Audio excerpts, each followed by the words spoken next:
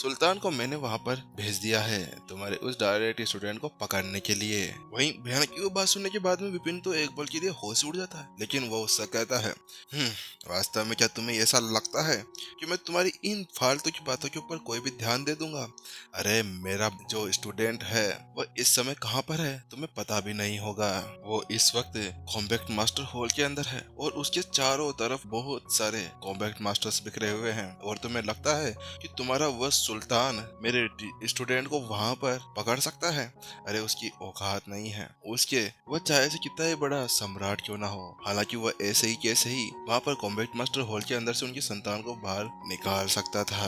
वर्तमान के अंदर केवल रोहन ही था जो अभी उस रोसा सिटी के अंदर आया हुआ था, और इसके अलावा वह कॉम्बैक्ट मास्टर हॉल के अंदर अपनी साधना कर रहा था, और वहाँ पर बहुत ही ज्यादा सिक्योरिटी थी। इसी वजह से कोई भी बेशक उसके ऊपर कोई भी अटैक नहीं कर सकता था।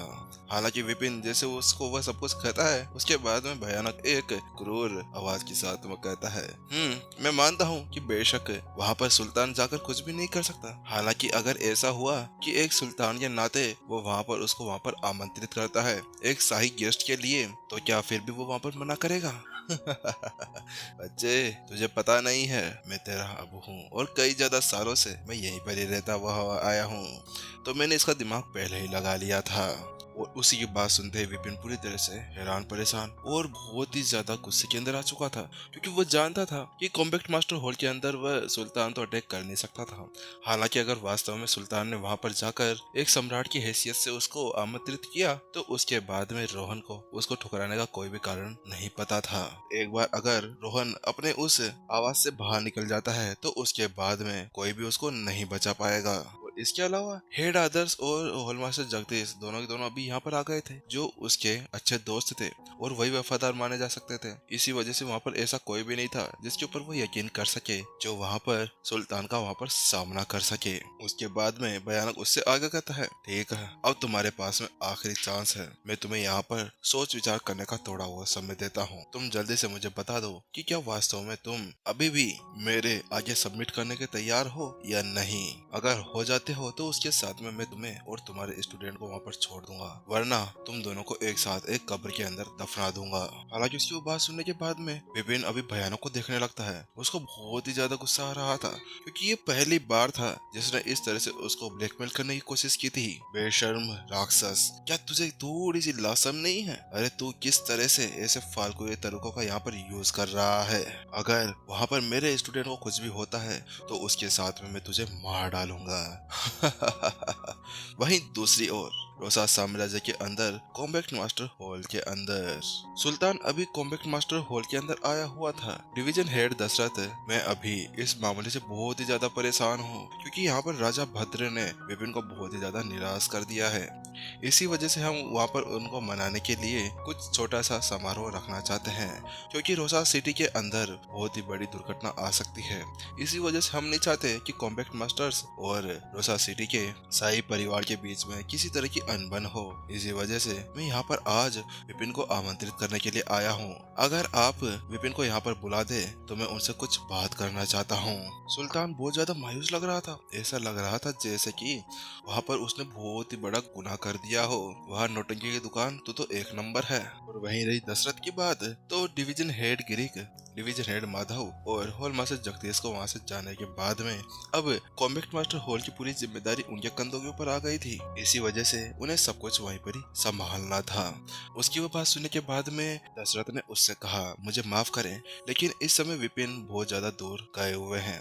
वह भी एकांत के अंदर जाकर अपनी साधना को आगे बढ़ाना चाहते हैं। इसी वजह से मैं आपकी यहाँ पर कोई भी मदद नहीं कर सकता, क्योंकि मुझे पता नहीं है कि आखिरकार वह अब कब वापस आएंगे। डिवीजन हेड दशरथ ने वहाँ पर उससे माफी मांगी, क्योंकि जब होलमा से जगदीश यहाँ से गए थे तो उसने पहले से ही यहाँ पर दशरथ को समझा दिया था कि यहाँ पर वह एक बहुत ही ज्यादा गोपनीय ऑपरेशन के ऊपर जा रहे हैं। इसी वजह से वहाँ पर उस ऑपरेशन के बारे में किसी को भी पता नहीं होना चाहिए, और इसके लिए चाहे से उसको कोई भी झूठ क्यों ना बोलना पड़े।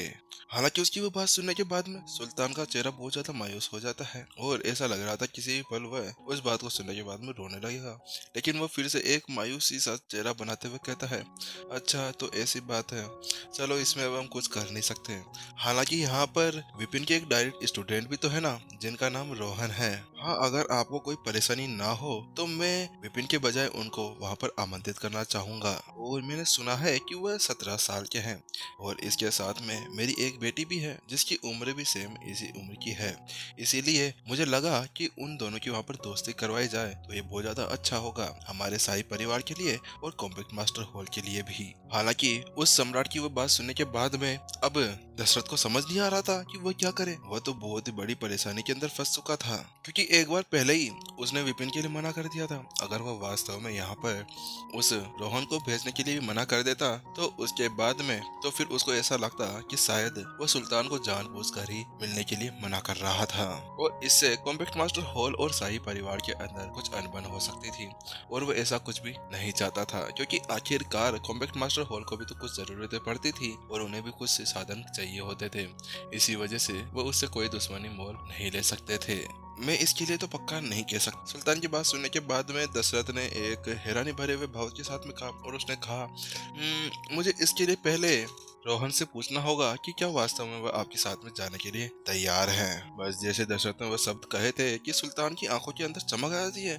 फिर क्या आप ऐसा कर सकते हैं? मुझे माफ करिएगा लेकिन क्या आप इसकी परेशानी उठा सकते हैं? चलो ठीक है, मैं एक बार इसके लिए पूछता हूँ, दशरथ ने सुल्तान से कहा। उसके बाद में वह अपने एक सेवक को वहाँ से भेज देता है ताकि वो वहाँ जाकर रोहन को बुला लाए और वहीं दूसरी ओर एक लड़ाकू मास्टर जल्दी से रोहन को बुलाने के लिए वहां से चला जाता है।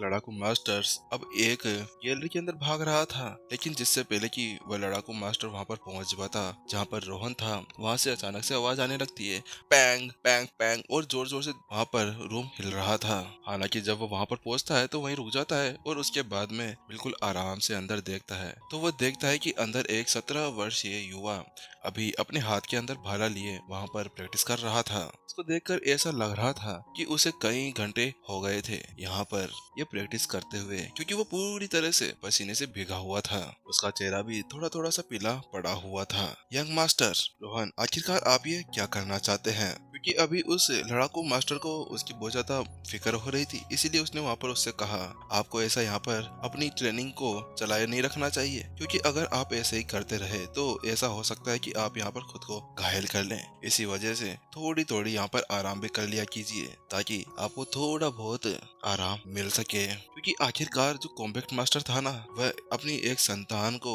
इस तरह से घायल होते हुए नहीं देख सकता था। अरे बहुत मुश्किल से कॉम्पैक्ट मास्टर हॉल के अंदर से ये मिला करते थे और इसके अलावा यहाँ पर रोहन कोई मास्टर टीचर नहीं था और न ही कॉम्पैक्ट मास्टर था। हालांकि अब क्योंकि अब वह एक कॉम्पैक्ट मास्टर बन चुका है, इसी वजह से उसको उसके नाम से नहीं बुलाया जा सकता था और वो वहाँ की एक कॉम्पैक्ट मास्टर की संतान भी थी, इसी वजह से उसको वहाँ पर कॉम्पैक्ट मास्टर रोहन के नाम से पुकारा जाने लगा था।